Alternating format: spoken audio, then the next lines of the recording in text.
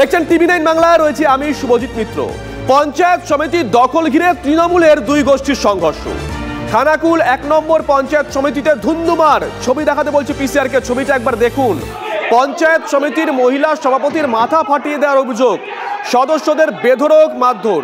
পঞ্চায়েত সমিতির অফিসের বাইরে তৃণমূলের দুই পক্ষের জমায়েত হঠাতে লাঠি উঁচিয়ে তাড়া করে পুলিশ, সামাল দিতে নামানো হয় র্যাব। কেন এই পরিস্থিতি? সূত্রের খবর, তৃণমূল খানাকুল 1 নম্বর পঞ্চায়েত সমিতির বোর্ড গঠন করার পর থেকেই পঞ্চায়েত সমিতির পূর্ত কর্মাধ্যক্ষ নাইমুল হক ওরফে রাঙা গোষ্ঠীর সঙ্গে খানাকুল 1 নম্বর তৃণমূল ব্লক সভাপতি দীপেন মাইতি গোষ্ঠীর মধ্যে একটা দ্বন্দ্ব শুরু হয়।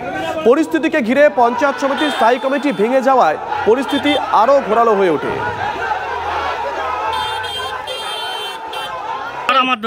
তৃণমূল কংগ্রেসের রামেন্দু সিংহ রায়ের গুন্ডারা ভেতরে মিটিং চলছে, সেখানে চেয়ার তুলে আমাদের মহিলাদেরকে অ্যাসল্ট করছে। ওখানে সিসিটিভি ক্যামেরা ছিল, পুলিশের কাছে আবেদন জানিয়েছি যে সিসিটিভি ফুটেজ সামনে আনা হোক। পঞ্চায়েত সমিতি সরকারি জায়গা, সেই সরকারি জায়গায় পার্টি অফিস বানিয়ে ফেলা হচ্ছে, এটা লজ্জা।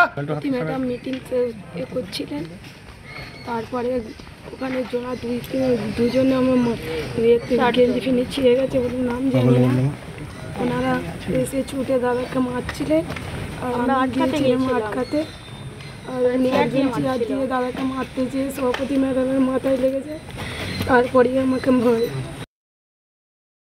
আর সভাপতি ম্যাডামের মাথা ফাটিয়ে দিয়েছে। কেন জোর করে মিটিং করতে দেবে না, দালাল আজ 15 বছর করে খাচ্ছে। মিটিংটাকে বানচাল করার জন্য নহিমুল হক রাঙা এই সব করেছে। প্রশাসন ছিল, পুলিশ প্রশাসন ছিল, তার প্রশাসন বাইরে ছিল, ভিতরে ছিল না। আপনাকেও মারধর করা হয়? হ্যাঁ, তো জামা মারামারির ঘটনা ঘটেছে। এটা হচ্ছে তৃণমূলের কিছু নেতার করে খাওয়ার বিষয়। কে কতটা ঝাড়তে পারবে, কে কতটা নিজেদের মধ্যে মানে আগাতে পারবে, তার লড়াই, ইগোর লড়াই। এরকম লড়াই আগামী দিনে আরও অনেক দেখতে পাবেন, সবে তো শুরু।